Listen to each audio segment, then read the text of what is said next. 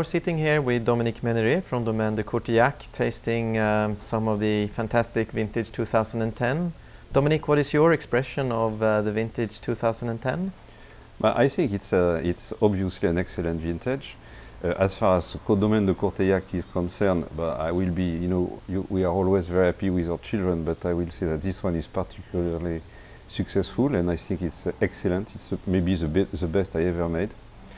And altogether, 2010 I think is an excellent vintage, maybe a little more classic than 2009, which was full of exuberance and very ripe fruit. This one is as a ripe fruit, but together with a good balance and a good acidity, which make it more classical claret, I think. Do you also think that the vintage 2010 is more a wine to keep and the 09s more drinkable? The 09s will be certainly drinkable a little more quickly, than the 2010. But the 2010, due to the very crispy and fresh fruit and this good balance and soft finish, can be a wine that you will drink earlier, maybe in the 2-3 years later. When, for instance, the 205, which was an excellent vintage, as you know, took a little longer because it was very deep, very strong, and it took a little longer to be mature. I think they started to be drinkable only 1 year or 2 years ago, in my case, in Domaine de Courteillac case. But this one will be drinkable earlier, I think. Dominique, could you tell us a little bit about the history of Domaine de Courteillac? Domaine de Courteillac is a vineyard that I purchased in 1998 from a very good friend of mine, Stéphane Asseo, who was known as a man who was the quality of discovering good terroir, And he sold Domaine de Courteillac in 1998 to go to create a vineyard in California.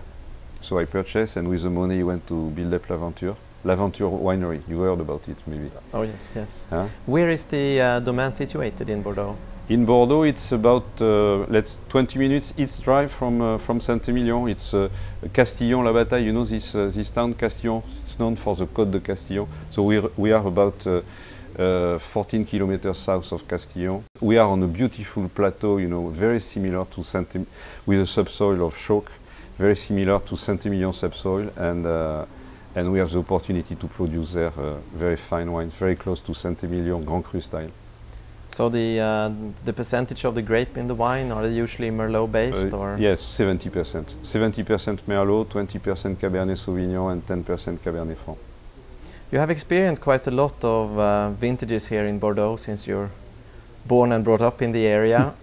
Do you have any other vintages that resembles a little bit the 2010, do you think? I would say that 2008 would be similar, but with not as much depth and not as rich, as a 2000. But the character is quite similar. A lot of elegance also, a lot of freshness in the fruit, but maybe not as rich and not as dense. Okay. If you go even further back in history? Further back in history, 1990 eventually. So they are definitely wines to keep? No, they are wines to keep, but don't forget that here, maybe as a cru classé level, but don't forget that with a wine like Courteillac, I don't make wines, I cannot compete with a cru classé, that you can keep for a while before drinking. So what I am trying to do is a wine that to produce, let's say, is a wine that you will start enjoying 2 years after the bottling and for at least 5 or 7 years after that. Okay, thank you very much. You're welcome, it was a pleasure. Drink Courteillac, don't forget.